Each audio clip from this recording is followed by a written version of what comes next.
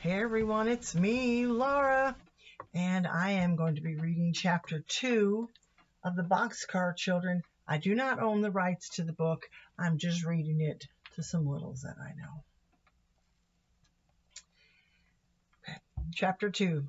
Night is turned into day. Soon the children left the town and came to a road. The big yellow moon was out, and they could see the road very well. "We must walk fast," said Henry. "I hope the baker and his wife don't wake up and find us gone." They walked down the road as fast as they could. "How far can you carry Benny?" asked Violet. "Oh, I can carry him a long way," replied Henry. But Jessie said, "I think we could go faster if we woke him up now. We could take his hands and help him along." Henry stopped and put Benny down. "Come, Benny," he said, "you must wake up and walk now." Go away," said Benny. "Let me try," said Violet. "Now, Benny, you can play that you are a little brown bear and are running away to find a nice, warm bed. Henry and Jessie will help you, and we'll find a bed." Benny liked being a little brown bear, and so he woke up and opened his eyes. Henry and Jessie took his hand, and they all went on again. They passed some farmhouses, but the houses were dark and quiet. The children did not see anyone. They walked and walked for a long time. Then the red sun began to come up. "We must find a place to sleep," said Jessie. "I am so tired." Little Benny was asleep, and Henry was carrying him again. The other children began to look for a place. At last Violet said, "Look over there." She was pointing at a big haystack in a field near a farmhouse. "A fine place, Violet," said Henry. "See what a big haystack it is." They ran across the field toward the farmhouse. They jumped over a brook, and then they came to the haystack. Henry was still carrying Benny. Jessie began to make a nest in the haystack for Benny, and when they put him in it, he went to sleep again at once. The other children also made nests. "Good night," said Henry, laughing. "It is good morning," said Henry, laughing. "It is good morning, I should think," replied Jessie. "We sleep in the day and we'll walk all night. When it is night again, we'll wake up and walk some more." The children were so tired that they went right to sleep. They slept all day, and it was night again when they woke up. Benny said at once, "Oh, Jessie, I'm hungry. I want something to eat." "Good old Benny," said Henry. "We'll have supper." Jessie took out a loaf of bread and cut it into 4 pieces. It was soon gone. "I want some water," begged Benny. "Not now," said Henry. "You may have some water when it gets dark. There is a pump near the farmhouse, but if we leave the haystack now, someone will see us." When it was dark, the children came out of the haystack and went quickly toward the farmhouse, which was dark and still. Nearby was a pump, and Henry pumped water as quickly as he could. He did not even wake up the hens and chickens. "I want a cup," said Benny. "No, Benny," whispered Henry. "You will have to put your mouth right in the water. You can play you are a horse." This pleased Benny. Henry pumped and pumped, and at last Benny had all the water he wanted. The water was cold and sweet, and all the children drank. They ran across the field toward the road. If we hear anyone," said Jessie, "we must hide behind the bushes." Just as she said this, the children heard a horse and cart coming up the road. "Keep very still, Benny," whispered Henry. "Don't say a word." The children got behind the bushes as fast as they could, for they did not have much time to hide. The horse came nearer and nearer and nearer and began to walk up the hill toward them.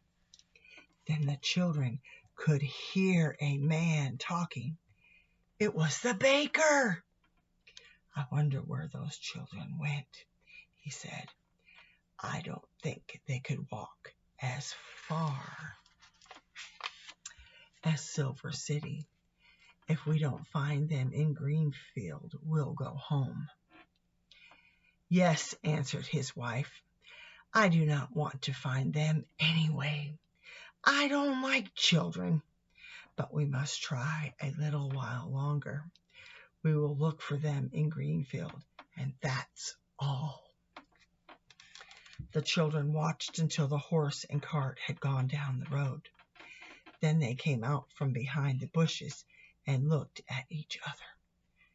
"My, I'm glad those people did not see us," said Henry. "You were a good boy, Benny, to keep still." "We'll not go to Greenfield.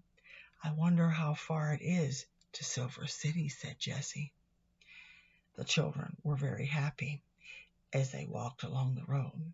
They knew that the baker would not find them. They walked until 2 o'clock in the morning, and then they came to some signs by the side of the road. The moon came out from behind the clouds, and Henry could read the signs. One sign says Greenfield is this way, he said. The other sign points to Silver City, and it's this way. We don't want to go to Greenfield. Let's take the other road to Silver City. They walked for a long time, but they did not see anyone. Not many people come this way, I guess, said Henry. But that is all the better. Listen, said Benny suddenly. I hear something.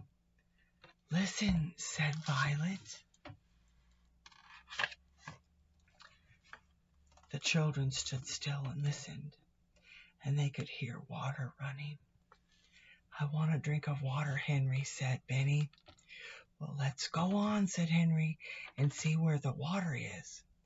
I'd like a drink, too. Soon the children saw a drinking fountain by the side of the road. Oh, what a fine fountain this is, said Henry, running toward it. See the place for people to drink up high, and a place in the middle for horses, and for the dogs down below. And the children drank some cold water. Now I want to go to bed, said Benny. Jessie laughed. You can go to bed very soon. Henry was looking down a little side road, which had grass growing in the middle of it. Come, he cried. The road goes into the woods. We can sleep in the woods. This is a good place, said Jessie, as they walked along. It is far away from people. You can tell by the grass in the road, and it will be near the drinking fountain, said Violet. That's right, cried Henry. You think of everything, Violet. It's almost morning, remarked Jessie, and how hot it is. I'm glad it is hot, said Henry, for we must sleep on the ground. Let's find some pine needles for beds. The children went into the woods and soon made 4 beds of pine needles. I hope it's not going to rain, said Jessie, as she lay down. Then she looked up at the sky. It looks like rain, for the moon has gone behind the clouds. She shut her eyes and did not open them again for a long time. More clouds rolled across the sky, and wind began to blow. There was lightning also, and thunder, but the children did not hear it.